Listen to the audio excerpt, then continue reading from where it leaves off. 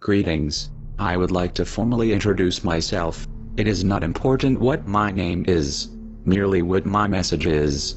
We cannot continue to sit idly by, as the world we have created for ourselves is torn apart, bit by bit. There are those of you who sit there in your furnished homes with running electricity, water, and full pantries who would refuse to acknowledge what it is that provided all of these modern gifts for you. In an age where one man could have the power to change or destroy the entire species, we cannot allow for the continued existence of such intentional ignorance. The kind of ignorance that requires a unique form of brainwashing, known as organized religion.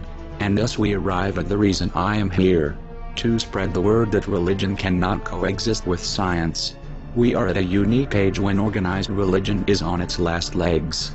When all around the world, people stop feeling guilty for simply being human, inquiring and discovering how and why we are what we are. Instead of doubting our own senses, people instead begin to doubt those who would tell them to do so.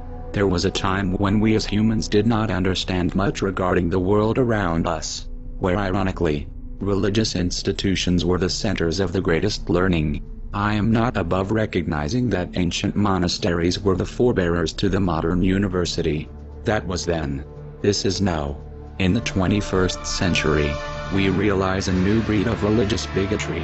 One that is not only against discussion of any nature, but one that sucks dry the fruits of accomplishment provided by the rest of humanity.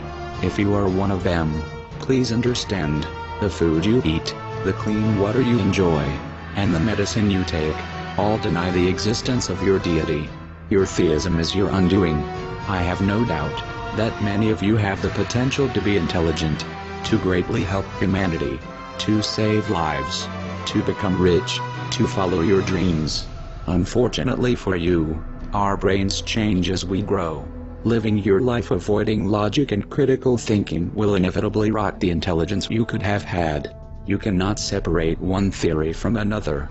You cannot state that one field of research is any worse than the rest.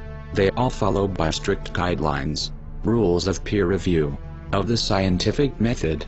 To doubt one theory, such as evolution, is to doubt them all, including gravity.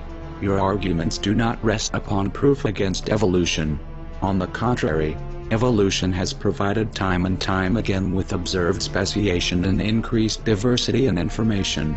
A mere Google search will deliver to you hundreds of thousands of research papers on the subject, and images and data to support the claims. Scientists are among the most intelligent of our race. They reveal to us the natural properties of our universe.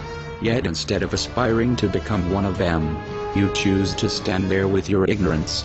These individuals have spent nearly a decade in school, then proven their worth through experience in research and discovery. What have you done? What do you have to compare that with? A book written by goat herders centuries ago.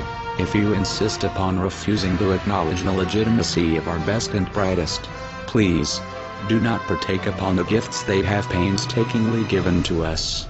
Turn off your computer, close your lamps, throw away your food and clean water, walk back to the jungles and live a life of subsistence. Nobody will judge you there.